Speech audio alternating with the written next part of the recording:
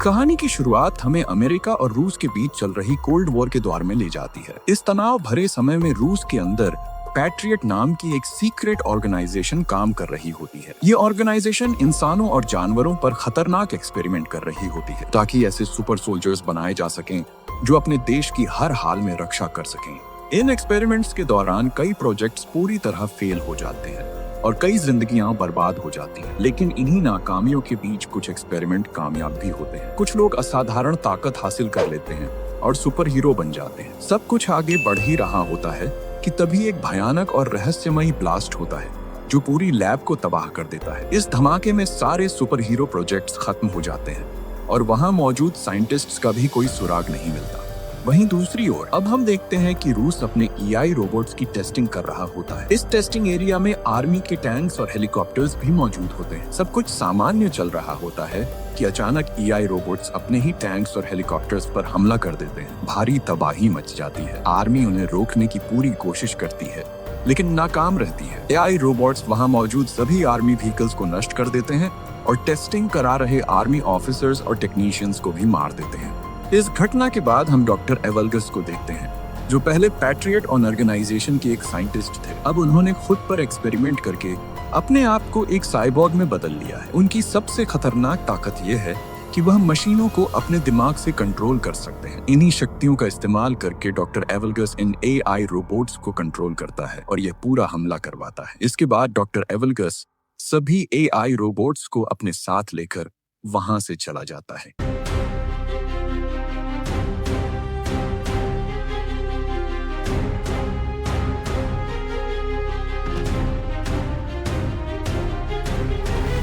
इसके बाद हमें मिनिस्ट्री ऑफ डिफेंस में मेजर जनरल निकोलाई को दिखाया जाता है जिन्होंने इस पूरे हादसे से जुड़ी जानकारी को लेकर एक इमरजेंसी मीटिंग बुलाई होती है। मीटिंग के दौरान मेजर निकोलाई बताते हैं कि सन 1940 में डॉक्टर एवलगस पैट्रियट ऑर्गेनाइजेशन के टेक्निकल डिपार्टमेंट के हेड हुआ करते थे। उस समय एवलगस मॉडल 1 नाम के एक प्रोजेक्ट पर काम कर रहे थे जिसके जरिए एक खास रिमोट की मदद से किसी भी इलेक्ट्रिक मशीन को कंट्रोल किया जा सकता था। लेकिन यह एक्सपेरिमेंट पूरी तरह फेल हो जाता है जिस वजह से पैट्रियट ऑर्गेनाइजेशन उनके प्रोजेक्ट को बंद कर देती है। यही बात डॉक्टर एवलगस के अंदर नफरत की वजह बन जाती है। धीरे धीरे वह पैट्रियट के हेड प्रोफेसर विक्टर से जलने लगते हैं क्योंकि विक्टर इंसानों को सुपर हीरो बनाने वाले प्रोजेक्ट पर काम कर रहे थे और उन्हें लगातार सफलता मिल रही थी।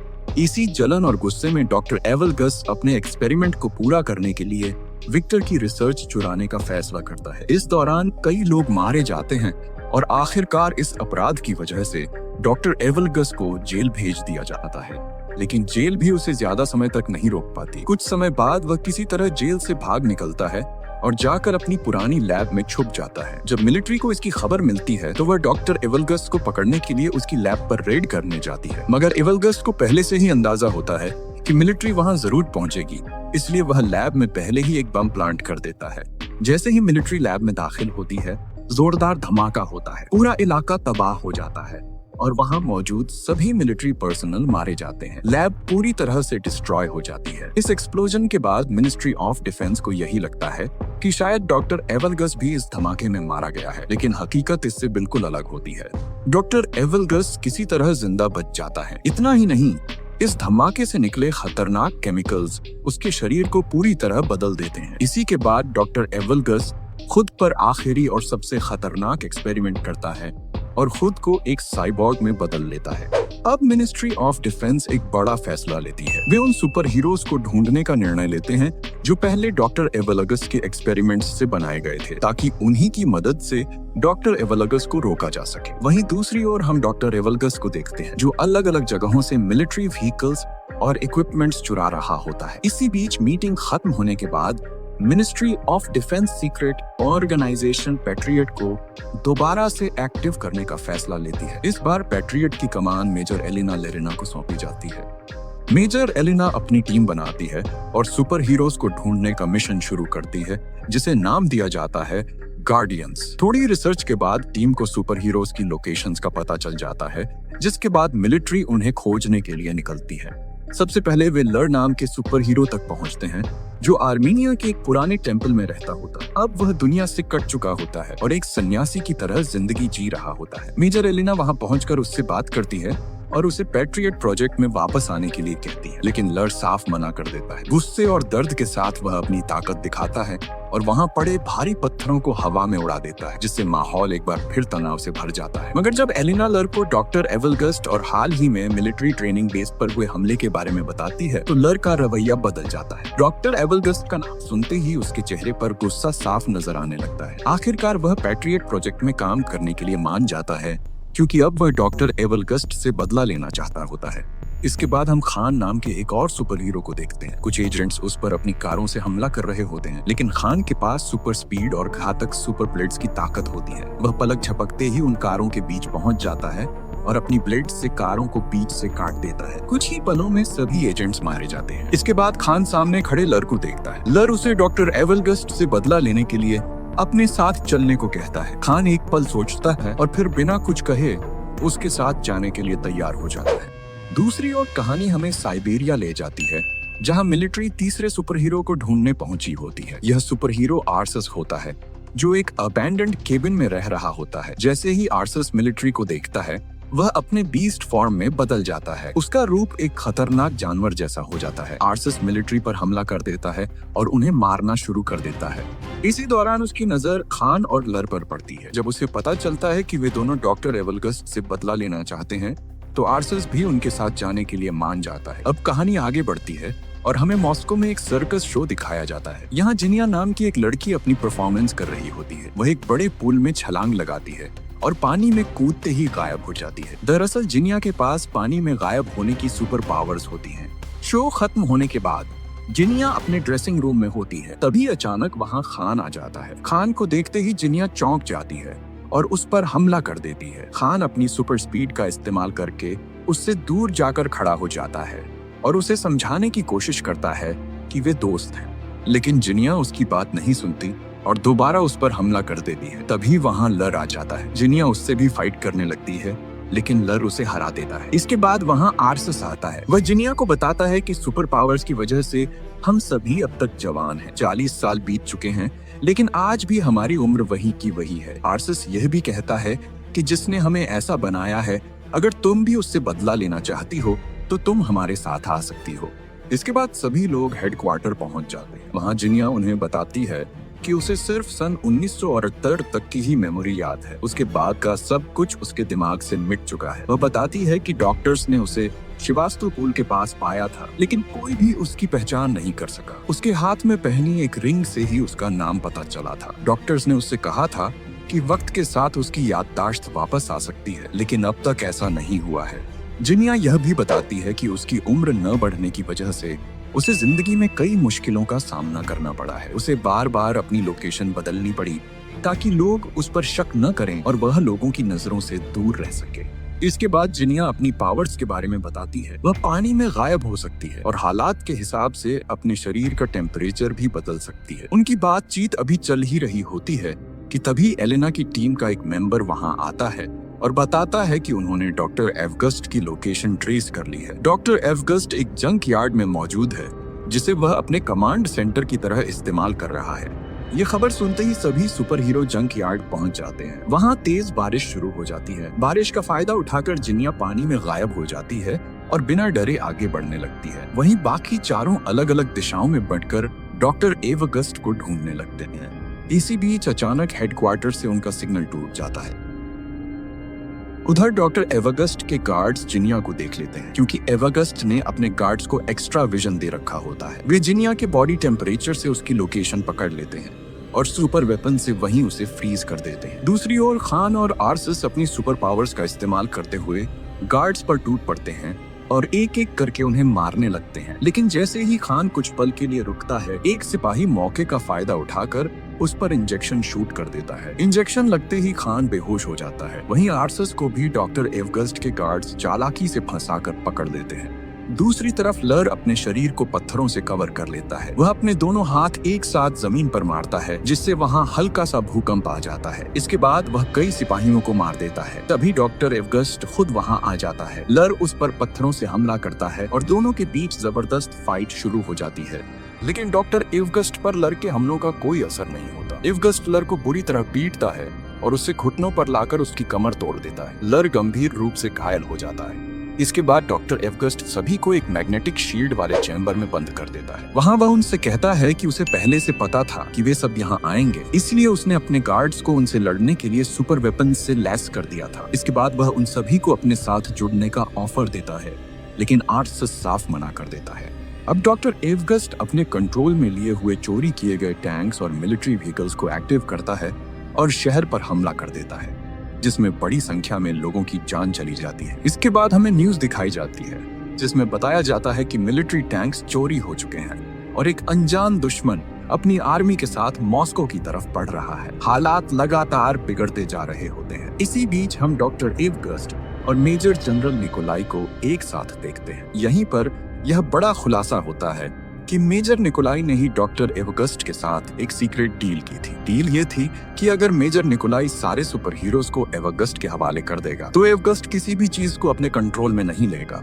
लेकिन डॉक्टर एवगस्ट मेजर निकोलाई की बात नहीं मानता। वह अपनी असली मंशा दिखाते हुए मेजर निकोलाई को बेरहमी से मार देता है। असल में डॉक्टर एवगस्ट का मकसद सिर्फ बदला नहीं, बल्कि पूरी दुनिया को अपने कंट्रोल में लेना होता है। इसके लिए वह एक विशाल टावर को उखाड़कर हेलीकॉप्टर्स की मदद से फेडरेशन टावर के पास ले जाता है। उसका प्लान दोनों टावर्स को आपस में जोड़कर रशियन सैटेलाइट को सिग्नल भेजना होता है। जैसे ही यह सिस्टम एक्टिव होगा, सारी सैटेलाइट्स उसके कंट्रोल में आ जाएंगी और फिर दुनिया की कोई भी मशीन उससे बच नहीं पाएगी। इसी दौरान मेजर एलेना कमांड सेंटर से लर को हेडक्वार्टर ले आती है। जब लर को होश आता है तो वह मेजर एलेना को बताता है कि बेहोशी की हालत में उसने अपनी बेटी को देखा था। उसने अपनी बेटी को बूढ़ा होते और अपनी आंखों के सामने मरते हुए देखा। सुपर पावर्स की वजह से उसकी उम्र नहीं बढ़ी, लेकिन उसकी बेटी वक्त के साथ बूढ़ी होती चली गई। यह याद उसे अंदर से तोड़ चुकी होती है। कुछ ही देर बाद प्रोफेसर विक्टर मेजर एलेना से मिलने आते हैं। वह बताते हैं कि वह कई सालों से छुप कर रह रहे थे, लेकिन जब उन्होंने न्यूज में एवगस्ट को देखा तो उन्हें वापस आना पड़ा। विक्टर कहता है कि एवगस्ट को हराने के लिए उनकी मदद बेहद जरूरी है। वह तुरंत लर का इलाज शुरू कर देता है और मेजर एलेना को एवगस्ट की लैब के बारे में जरूरी जानकारी देता है। इसके बाद मेजर एलेना अपनी टीम के साथ एवगस्ट की लैब पर पहुंचती है। वहां वे सभी गार्ड्स को मारकर गार्डियंस को आजाद करा लेते हैं। आर्सस मेजर एलेना को बताता है कि हर दिन वह एक जानवर में बदलता जा रहा है और उससे डर है कि कहीं वह हमेशा के लिए जानवर ही न बन जाए। एलेना उसे भरोसा दिलाती है कि ऐसा कभी नहीं होने देगी और शायद प्रोफेसर विक्टर उसे ठीक कर सके। उधर हम प्रोफेसर विक्टर को एवगस्ट की लैब में उसके प्रोजेक्ट्स की स्टडी करते हुए देखते हैं। तभी अचानक वहाँ डॉक्टर एवगस्ट आ जाता है। विक्टर उसे देखते ही कहता है कि उसने उसके साथ धोखा किया है और सुपर हीरो प्रोजेक्ट पर अकेले काम करके उसके साथ गलत किया है। एवगस्ट गुस्से में कहता है कि अब वह पूरी दुनिया को बताएगा कि असली जीनियस कौन है। यह कहकर वह वहां जहरीली गैस छोड़ देता है और चला जाता है, जिससे विक्टर बेहोश हो जाता है। इसके बाद डॉक्टर एवगस्ट दोनों टावर्स को जोड़कर स्पेस ट्रांसमीटर को सेट करता है। जैसे ही वह सिस्टम को एक्टिव करता है, मेजर एलेना और उसकी टीम को इसकी जानकारी मिल जाती है। मेजर एलेना तुरंत फाइटर जेट्स को डॉक्टर एवगस्ट पर हमला करने का आदेश देती है, लेकिन डॉक्टर एवगस्ट अपनी रोबोट आर्मी की मदद से सभी फाइटर जेट्स को तबाह कर देता है। दूसरी ओर हम एक ऊंची बिल्डिंग पर खान और एलेना को खड़े हुए देखते हैं। खान एलेना को बताता है कि एक फाइट के दौरान अपने भाई को हराने की कोशिश में वह अपनी सुपर पावर्स पर काबू नहीं रख पाया और गलती से अपने ही भाई को मार बैठा। यह बात आज भी उसे अंदर सिखाई जा रही होती है। इसके बाद एलेना हेडक्वार्टर में सभी को बताती है कि उसने उन सभी के लिए खास सुपर सूट्स और वेपन्स तैयार किए हैं जो उनकी सुपर पावर्स को और भी ज्यादा बढ़ा देंगे। वह सबसे पहले आर्सस को एक ऑटोमेटिक कैनन देती है जो उसके नर्वस सिस्टम से कनेक्ट होगी और जहां भी आर्सस फोकस करेगा वहीं पर फायर करेगी। जिनिया को एक ऐसा सूट दिया जाता है जिससे वह कभी भी गायब हो सकती है। अब उसे गायब होने के लिए पानी की जरूरत नहीं होगी और वह जिस चीज को छुएगी वह चीज भी उसके साथ गायब हो जाएगी। वहीं लर के सूट में खास स्टोन्स लगे होते हैं जिनकी मदद से वह अपनी पावर्स का इस्तेमाल करते हुए कहीं भी पत्थरों का चाबुक बना सकता है। इसके बाद हमें खान का सूट दिखाया जाता है जिसमें पहले से कहीं ज्यादा शार्प और खतरनाक 2 ब्लेड्स लगे होते हैं। खान का यह सूट इस तरह डिजाइन किया गया होता है कि उस पर गोलियों और इंजेक्शंस का कोई असर नहीं पड़ता। इसके बाद सभी अपने अपने नए सूट्स और वेपन्स के साथ ट्रेनिंग शुरू करते हैं। लगातार कड़ी ट्रेनिंग और मेहनत के बाद वे सभी अपने सूट्स और हथियारों को पूरी तरह कंट्रोल करना सीख जाते हैं। वहीं दूसरी ओर डॉक्टर एवगस्ट रशियन सैटेलाइट को सिग्नल भेजने के लिए दोनों टावर्स को चार्ज कर रहा होता है। उसका प्लान साफ होता है, जैसे ही स्पेस ट्रांसमीटर एक्टिव होगा सैटेलाइट को सिग्नल भेज दिया जाएगा। इन सबको रोकने के लिए गार्डियंस के पास अब सिर्फ 1 घंटे का समय बचा होता है। मेजर एलेना दोनों टावर्स के चारों तरफ बनी शील्ड को बंद करने के लिए एक प्लान तैयार करती है। प्लान के मुताबिक शील्ड बंद होते ही सभी को तुरंत वहां से निकलना होगा, क्योंकि इसके बाद मिलिट्री मिसाइल्स की मदद से दोनों टावर्स को तबाह कर दिया जाएगा। प्लान के अनुसार सभी आगे बढ़ते हैं। लर एक सीक्रेट टनल की मदद से पहले टावर में घुस जाता है और अपने इलेक्ट्रिक चाबुक से वहां मौजूद सभी गार्ड्स को मार देता है। दूसरी ओर आर्सस अपने ऑटोमेटिक कैनन से दूसरे टावर के गार्ड्स को खत्म करता है, जिसमें जिनिया गायब होकर उसका साथ देती है। गार्ड्स को मारने के बाद जिनिया और आर्सस लर के पास उसकी बिल्डिंग में पहुंच जाते हैं। इसी दौरान खान भी अपने प्लेन की मदद से दोनों टावर्स के पास पहुंच जाता है, लेकिन तभी डॉक्टर एवगस्ट के एआई रोबोट्स खान के प्लेन पर हमला कर देते हैं। हमला इतना जबरदस्त होता है कि प्लेन पूरी तरह डैमेज हो जाता है। खान को प्लेन से कूदने में परेशानी होने लगती है। उधर लर, जिनिया और आर्सस एक बहुत बड़े पाइप पर चलते हुए डॉक्टर एवगस्ट के मेन टावर की तरफ बढ़ रहे होते हैं। तभी एवगस्ट के गार्ड्स वहां पहुंच जाते हैं और उन पर फायरिंग शुरू कर देते हैं। गोलियों की बौछार के बीच आर्सस का पैर पाइप से फिसल जाता है और वह नीचे लटक जाता है। उसी वक्त लर अपने इलेक्ट्रिक चाबुक की मदद से एक शील्ड बना लेता है और ठीक उसी समय खान प्लेन से छलांग लगाकर उन गार्ड्स के नीचे लगे पाइप को काट देता है। पाइप टूटते ही सारे गार्ड्स नीचे गिर जाते हैं और वहीं मारे जाते हैं। उधर लैब में एलेना को प्रोफेसर विक्टर बहुत ही बुरे हाल में मिलते हैं। कमजोर आवाज में विक्टर उसे बताते हैं कि अगर सभी सुपर हीरो अपनी पावर्स को एक साथ मिला लें तो वे एक बेहद शक्तिशाली एनर्जी पैदा कर सकते हैं। वही एनर्जी डॉक्टर एवगस्ट को हराने का एकमात्र तरीका है। दूसरी तरफ गार्डियंस लगातार गार्ड्स को मारते हुए एनर्जी जनरेटर तक पहुंच जाते हैं। वहां जिनिया अपने शरीर का टेम्परेचर बढ़ाकर जनरेटर को पकड़ लेती है। यह उसके लिए बेहद दर्दनाक होता है, लेकिन फिर भी वह हिम्मत नहीं हारती। जिनिया जनरेटर में शॉर्ट सर्किट कर देती है, जिससे वह बंद हो जाता है। ऐसा करते ही वह बेहोश होकर गिरने वाली होती है, लेकिन आर्सस उसे संभाल लेता है। जनरेटर बंद होते ही उस टावर की शील्ड हट जाती है। यह देखकर एलेना और उसकी टीम खुश हो जाती है। वे तुरंत उस टावर पर मिसाइल अटैक का आदेश देना चाहते हैं, लेकिन एलेना उनसे गार्डियंस के बाहर निकलने तक थोड़ा समय मांगती है। इसी दौरान गार्डियंस सीधे डॉक्टर एवगस्ट से लड़ने चले जाते हैं।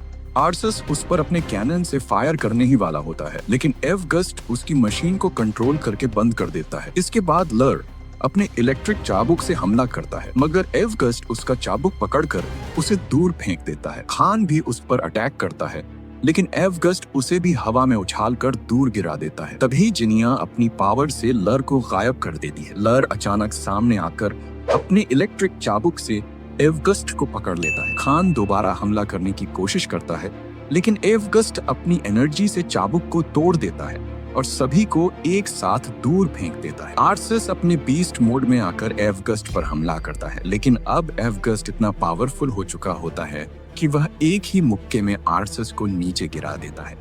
इसी बीच खान की नजर ऊपर उड़ रही एक प्लेन पर पड़ती है। वह अपने दोनों ब्लेड्स को रस्सी से जोड़कर प्लेन पर फेंकता है और उसी के सहारे उड़ते हुए आगे बढ़ने लगता है। तभी मिलिट्री दोनों टावर्स पर मिसाइल लॉन्च कर देती है, लेकिन टावर्स तक पहुंचने से पहले ही एवगस्ट उन्हें कंट्रोल करके आसमान में ही नष्ट कर देता है। इसके बाद एवगस्ट उस प्लेन को भी अपने कंट्रोल में ले लेता है और उसे नीचे गिराने ही वाला होता है। तभी खान रस्सी काट देता है और सभी नीचे नदी में गिर जाते हैं। वहाँ मेजर एलेना उन्हें वही बात बताती है जो विक्टर ने कही थी। अगर वे सभी अपनी पावर्स को एक साथ मिला लें तो वे इतनी ज्यादा एनर्जी बना सकते हैं जो डॉक्टर एवगस्ट को हरा सकती है। गार्डियंस ऐसा ही करते हैं और अपनी सारी पावर्स लर को ट्रांसफर कर देते हैं। लर के अंदर इतनी जबरदस्त एनर्जी जमा हो जाती है कि जब वह उसे टावर्स की तरफ छोड़ता है तो वहाँ एक भयानक ब्लास्ट होता है। दोनों टावर्स पूरी तरह तबाह हो जाते हैं और डॉक्टर एवगस्ट भी मारा जाता है। इसके बाद न्यूज में दिखाया जाता है कि मॉस्को को मिलिट्री ने एक अनजान दुश्मन से बचा लिया है। असल में गार्डियंस की पहचान अभी तक पब्लिक नहीं की गई होती है। सब कुछ खत्म होने के बाद एलिना सभी गार्डियंस को धन्यवाद कहती है। इसी हादसे के बाद जिनिया की याददाश्त भी वापस आ जाती है। अब सभी वहां से जाने लगते हैं, लेकिन तभी मेजर एलिना उन्हें बताती है कि बाकी के गार्डियंस भी मिल गए हैं। और इसी के साथ ये फिल्म यहीं पर खत्म हो जाती है। हम उम्मीद करते हैं कि आपको यह सुपर हीरो फैंटेसी मूवी पसंद आई होगी। बाकी अगर आप ऐसी और मूवीज देखना चाहते हैं तो कमेंट बॉक्स में उनके नाम जरूर सजेस्ट करें। हम कोशिश करेंगे कि उनमें से बेस्ट मूवीज को चुनकर जल्दी वीडियो बनाएं। फिलहाल आज के वीडियो में बस इतना ही, लेकिन हम फिर जरूर मिलेंगे एक नई और इंटरेस्टिंग कहानी के साथ। तब तक के लिए धन्यवाद।